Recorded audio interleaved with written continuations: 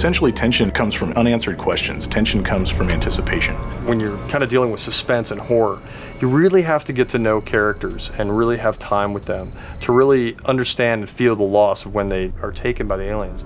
And that really lets us have a lot of different experiences and understanding of how scary these aliens are. And so this gives us a chance to really kind of get you involved and also be able to kind of pull the rug out from under you whenever there's a loss of a particular character or whatever it is.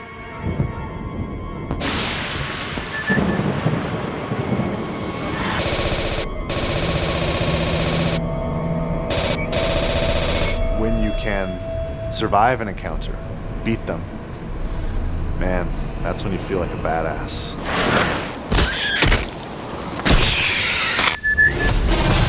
We're going to have a lot of different places than you've seen maybe in the movies. So we're going to be able to see places that you are familiar with, like Hadley's Hope. It's after the atmospheric processor has blown up, so it's been very torn up. Damn it, Winter! You are a badass, man!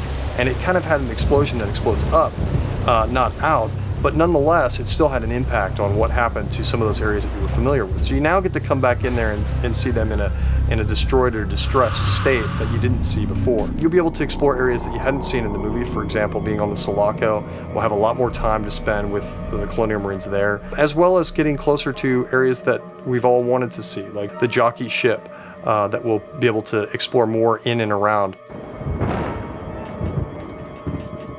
You want to have the lighting, the feel, the surfaces, the characters, the equipment, just everything that you would have seen in the movie. You want to have that be as accurate as possible. You know, Sid Mead did the original designs for the Sulaco, and he's helped us realize how the rest of that ship looks.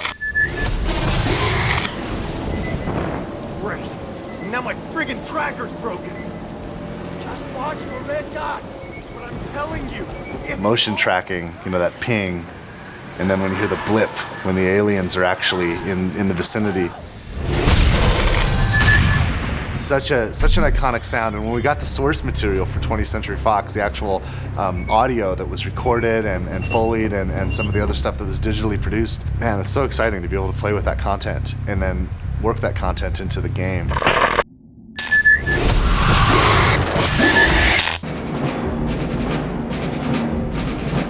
I think that Aliens fans, people who really love this franchise, are going to be really happy with the way in which we brought this forward. It's got a very strong story, it's got great action, it's got an interesting enemy. Fans should be expecting to be scared. They should be expecting to be excited. They should expect a lot of action, just like the films. They should expect an experience that is an interactive version of all the Aliens films that they've loved so much and finally realized in full 3D. You know, I've made a lot of video games, I've made a lot of action games, I've made a lot of games that involve shooting and games that involve soldiers, and and games that, you know, where we're saving the world from aliens too, frankly. And I gotta be honest, I've been stealing from aliens my entire career. You know, there's always lines from the movie or situations or events where we just borrow, and it's influenced all of us. It's influenced an entire generation.